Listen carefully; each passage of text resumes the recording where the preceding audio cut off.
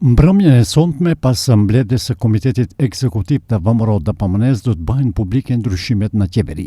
Kryeministri Hristijan Mickoski deklaroi dje se me partnerët e koalicionit Vlen dhe Znam ekziston një marrëveshje parimore për ndarjen e resorve, por se emrat e ministrave do të bëhen të ditur vetëm pas mbledhjes së udhëheqjes së partisë.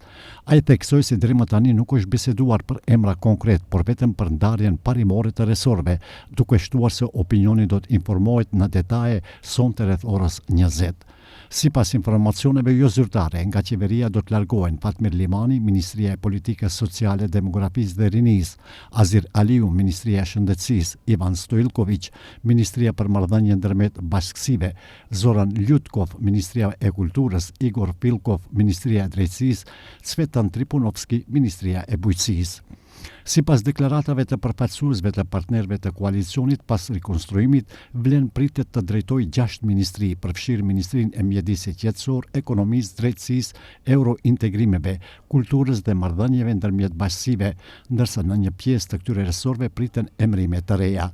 Nga Znam njoftojnë se do të drejtojnë 2 ministri. Znam do të heqë dorë nga resori i drejtësisë, të cilin aktualisht e udhëheq ministri Igor Pilkov, ndërsa në këmbim i është ofruar posti i ministrit të bujqësisë.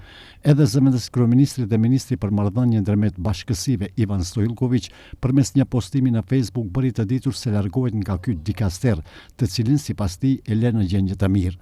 Nëse do të marrë një funksion të ri dhe cili do të jetë ai mbetet e paqartë. Tashmë betejë pritet të zhvillohet për sigurimin e pozitave më të mira drejtuese në institucionet shtetërore. Sipas njoftimeve, përbërja e propozuar e qeverisë do t'i dorëzohet kuvendit më njëherë pas publikimit, ndërsa më pas do të bijojnë procedura parlamentare për zgjedhjen e saj.